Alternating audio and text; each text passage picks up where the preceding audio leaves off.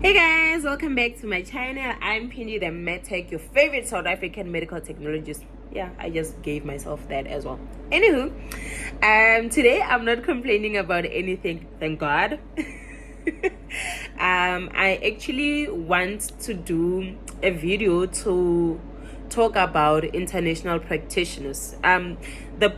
The thing that prompted me making this video is a comment on one of my earlier videos where a Tunisian national asked me how they would go about getting qualified to practice in South Africa.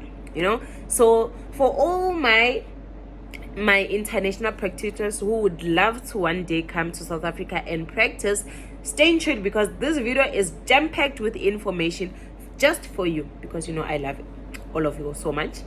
Anyway, so let's get right into it. I wanted to include international students in this video, but my research for that is a bit rocky. It's unfinished, so I will do a separate video specifically for international students. This one is specifically for international qualified practitioners. So this is for people who have already finished their studies. They are working and practicing as medical technologists wherever they are outside of South Africa. And this is for people who are not thinking about it now, but in the future want to do it, or they don't know that they want to do it, but they will get to that, so this is for you.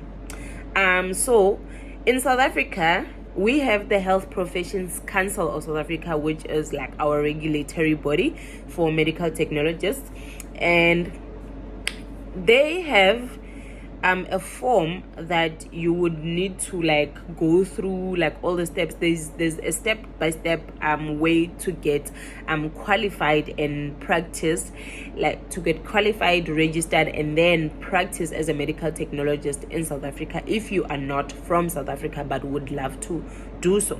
So there is a form. It's available on their website. It is Form 176MT. This is specifically for foreign qualified medical technologists or BSc graduates. BSc graduates are people with the Bachelor of Science degree in medical laboratory science. So let's get right into it. So the form outlines what you need to do in order to get recognized.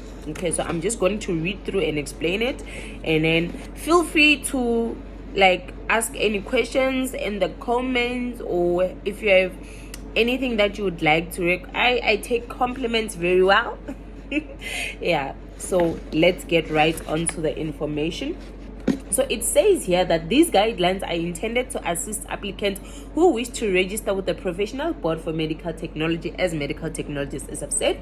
So there is a whole process. This form is 6 pages long. I know it's not easy, but you can do it. I believe in you. All right. Okay. So here are the steps that must be followed by the applicant. Step 1, you need to apply to the professional board by submitting a duly completed application, and it says Appendix A below. So Appendix A is part of this form. It's at the back, the last few pages. Yes, it's page 3, Appendix A. All right, and then it also you complete Appendix A and all the required supporting documents. So your documents must be ready, ready. All right, and then the application form must be accompanied by a non-refundable application fee. So there's an application fee. As for medical technologists, on this form that I have right now, which is the current form for 2022, it says the application form is 3,026 rands for medical technologists who are foreign qualified, and for it's 3,026 rand.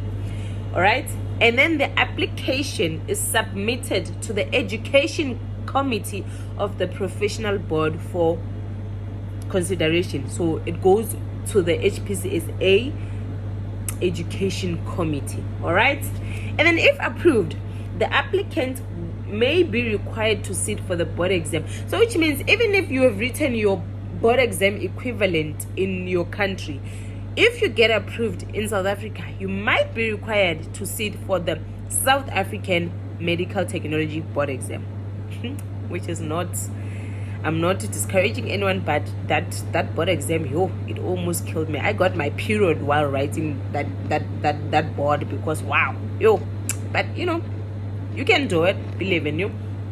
All right. And then after passing the board exam, the results must accompany the application submitted by the applicant for processing for the registration. All right. So here are the requirements. Your professional studies, which is you must hold an application which is equivalent to the South African recognized national diploma in biomedical technology, or BHSC in medical laboratory science, which is basically what I said. And then the minimum period of education must correspond with the required period of education that is South African. So in South Africa, when it was a diploma, it was like a 3-year national diploma, but now it is a 4-year Bachelor of Science degree. So which means your qualification from your country must correspond, like the period must correspond with this period in South Africa. All right. And then practical training or professional experience. As an applicant, you must also submit an official documentary evidence, like documents that prove that you have completed your full-time practical training and or you have professional experience. So in this case, it would be like your work experience. More like maybe those, what do you call them, recommendations from your employer, that counts. Okay, right? Okay, so for foreign qualified practitioners, these are the documents that must accompany your application. Okay, they say that these documents must come with translations in English if your home language or your first language is not English, or maybe if it's like your qualification was done in Spanish as an example, or French, or any other language. I'm just giving an example. Okay? You must submit that with translations in English to the professional board. And there's an address, it's on the form, you'll find out on the form. I did say that this is form 176 MT. It's available on the HPCSA website. You can download it online. They're very generous with that. Okay, so now these are the documents you must submit. Okay, one, you must, the application form that I mentioned earlier, you must attach that application form, and then copies of all your degree or diploma certificates or similar academic qualifications which are certified only, get this, by an attorney in his or her capacity as a notary public. Let me repeat that. Certified documents. And these documents must be only certified by an attorney in his or her capacity as a notary public and bearing the official stamp. That's very important. The HPCSA doesn't play when it comes to that. If you submit your documents that are certified by anybody other than the stated people in this form, they will reject your application. All right? Okay? And then you must also include original transcripts of record issued by your training institution indicating the content of each qualification referred to in 3.2 above. So your academic record, the original, the Makoya one from your training institution must accompany your application. And copies of the original documents will only be accepted if they are certified by a notary, like an attorney in their capacity as a notary public and bearing their official stamp. Right? Okay, this is quite a long form. All right, and then here's where it gets tricky. A certificate of status issued by the registrar academic of a University of Technology offering the National Diploma in Biomedical Technology or the BHSC Medical Laboratory Science in South Africa as per Appendix B. There's Appendix B. Like this was even highlighted like in bold. This is very important. So Appendix B is page, let me just find Appendix B. Appendix B is page 5.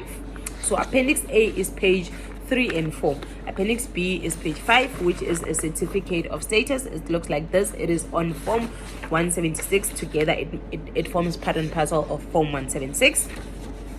All right. Okay.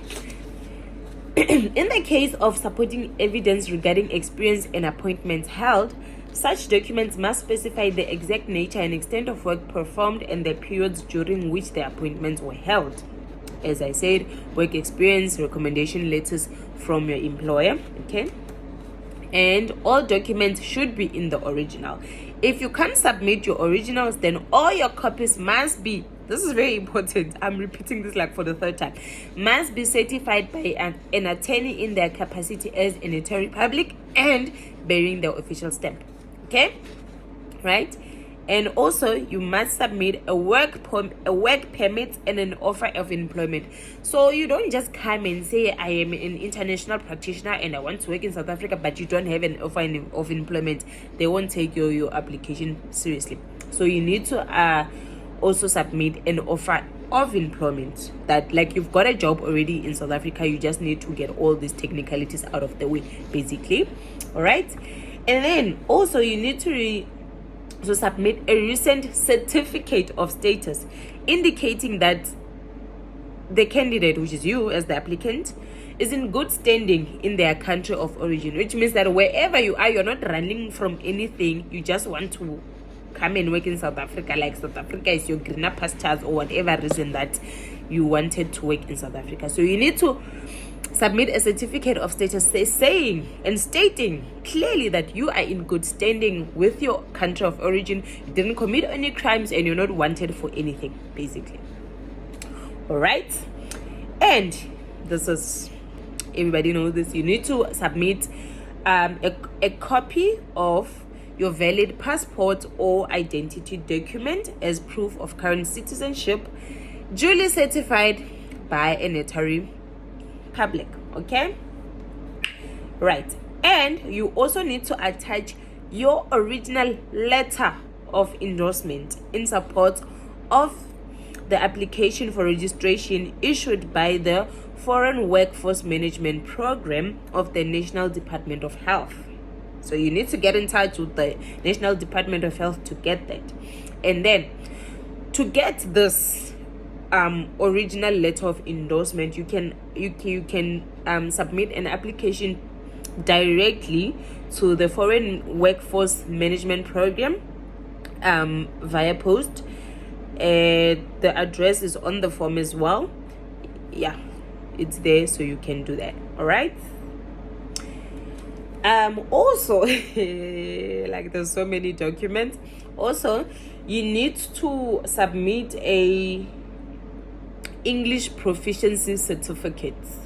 This is for practitioners who are coming from non-English speaking countries. So like people who speak I love Spanish, so I'm just gonna use that as an example for everything.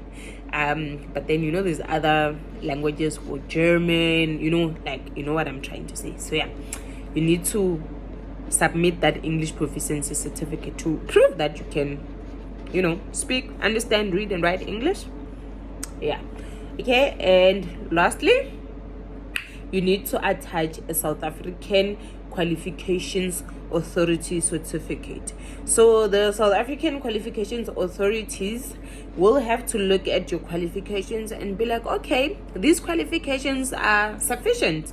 So they will give you, after evaluation of your qualifications from abroad, they will give you a certificate which you would then need to submit to the HPCSA. All right. I'm reading because I don't. Okay, and then it says further requirements, right?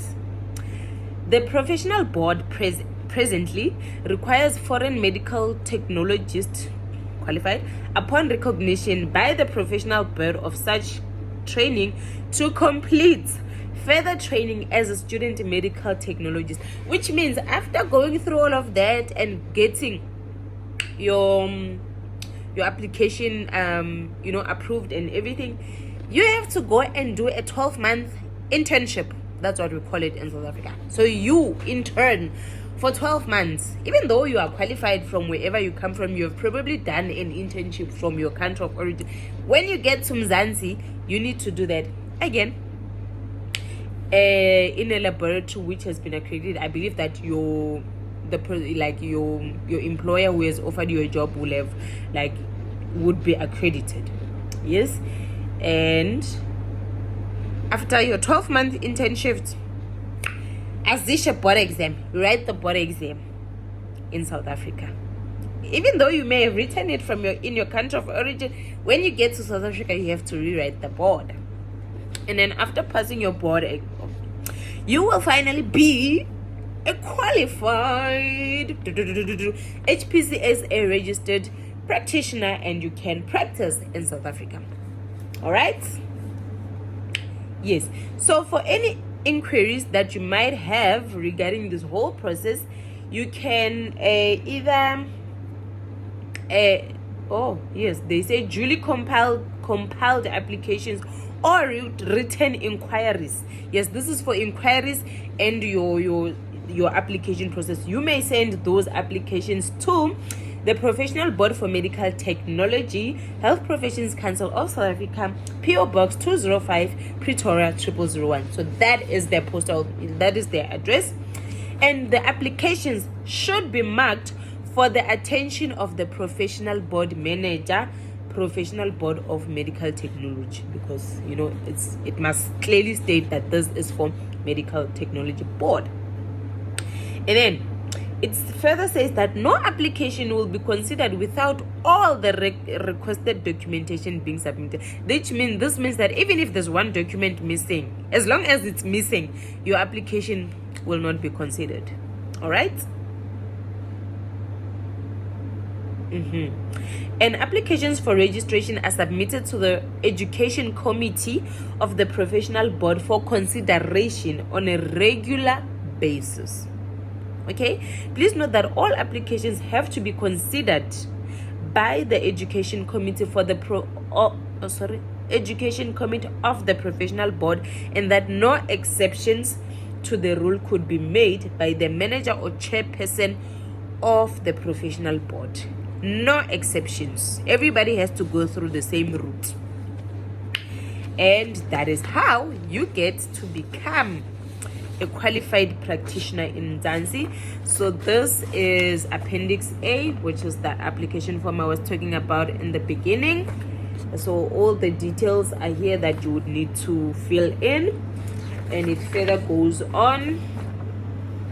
All right, and then here there's a checklist for all the documents that you need to attached to your application. So nice. I mean, they even remind you, just give you like a reminder to check what this is what is needed. So nice.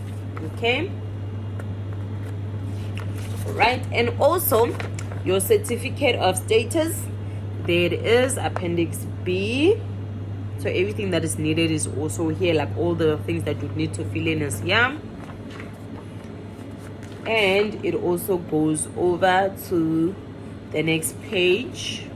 Yeah, so basically, if you want to become a medical technologist from another country and you want to practice in South Africa, this form is your best friend, because this form will tell you how to do that.